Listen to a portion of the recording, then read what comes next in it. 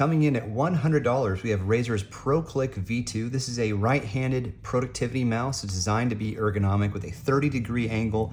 It is meant to be very good for most users in terms of delivering comfort for long-term mice use. But it can also double as a gaming mouse. I mean, it's almost a little unfair to say double as a gaming mouse because it is just so well equipped to be a gaming mouse. But of course, Razer makes a lot of other mice that you may find better for your particular style of gaming.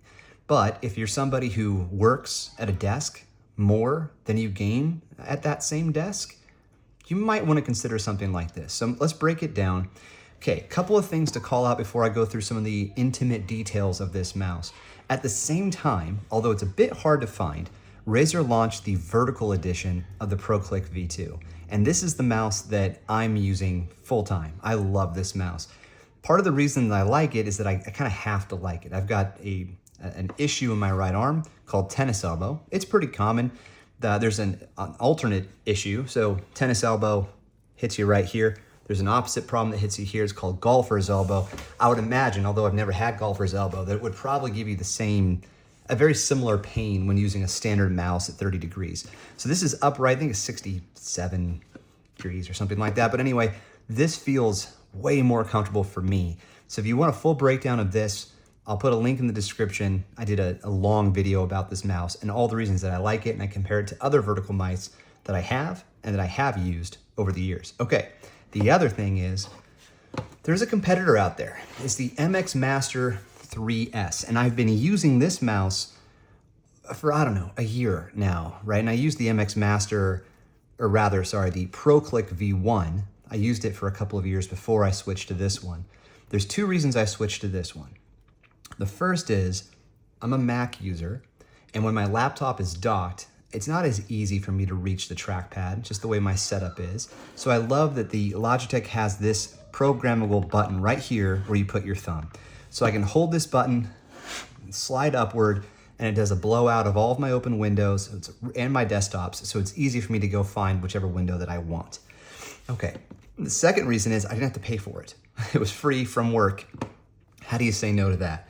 So I got this really nice mouse. It is a very good mouse, but you know, it doesn't have the chops for gaming. It's gonna, if you're playing casually by yourself, I think you'll probably be fine. But if you really want to do some gaming, you're going to need a broader sensor, something like what they have in the Click V2. It's a 30,000 DPI sensor. And you're also going to want a higher polling rate. This is a 1,000 hertz polling rate. I don't know what the polling rate is on the Logitech. I couldn't find it, but I'd imagine it's below 1,000. That's kind of unfair for me to say. I did some Googling, and what I saw was it's below 1,000, but unconfirmed how much. So regardless, if you want to do some gaming, you're probably going to want to use a dedicated gaming mouse. This can double as a gaming mouse. So let's do a tour of the device and let me tell you a few things about it as well. Okay, so first of all, there is a 14-zone underglow lighting that looks really cool. Let me show that to you right now. So I'm not gonna fire up Synapse and go through all that right now because you've probably seen it before. I did do a breakdown of Synapse for the vertical mouse in that video, so take a look at it if you'd like. So 14 different zones, you can line them up in all kinds of different ways. It's Razer, they're the very best in peripheral lighting out of any company. They do such a great job. So there's a lot you can do, but it's a cool effect where you can see how it sort of reflects off your table because of the angle that they've put here in the lighting and the overall for the mouse.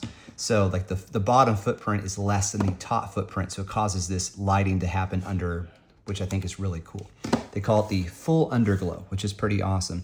It does use Razer's hyper scroll technology, so you can slide forward like that. You can have it with resistance, like I do, or you press this button and now you're free. Okay, which is very cool. You can also go left and right if you've got the dexterity for it. And so those can be mapped to different functions. Then you have your forward and back buttons. Let's give those a listen. And your primary buttons. Get the lights back on, sorry about that. Now compared to the Logitech, totally different designs. The Logitech is built to be quiet, whereas the Razer is designed to be clicky because it's a gaming peripheral. Listen to this.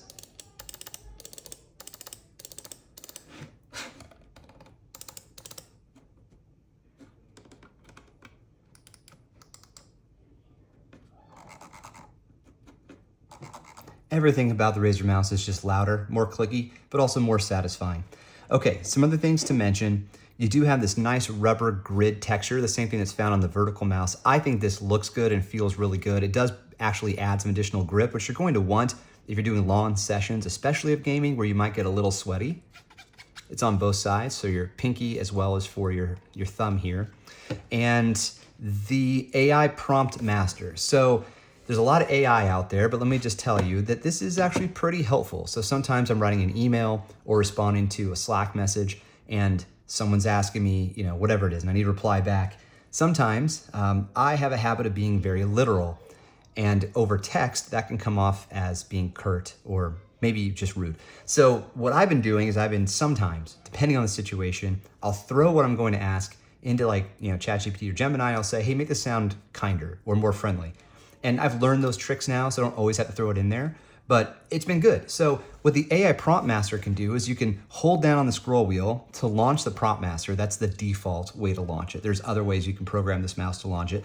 And then you can set inside of Synapse, you can set that AI prompt master macro key. You can set that to either launch ChatGPT directly or Microsoft Copilot 365, which is powered by ChatGPT. Anyway, it'll bring up a window where you can do something like what I mentioned. You say, hey, make this sound kinder. And then it does that for you. You grab the text and you paste it into your window.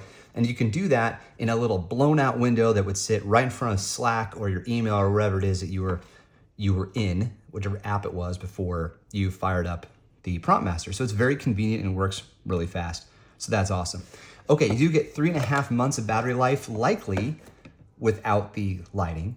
And then whereas the Logitech, I can't remember what it's rated for. I think it's rated for 6 months, but I feel like I charge it about every other month.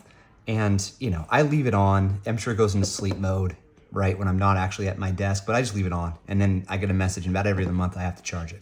Okay, the last thing to really talk about here is the design. Just like I said with the vertical mouse, I love this color scheme. So the last set of ProClick mice were white, and I really like those mice. Let me grab one here real quick. I just gotta find out where I hid them. Where did I put that mouse? Here's the ProClick Mini, all right?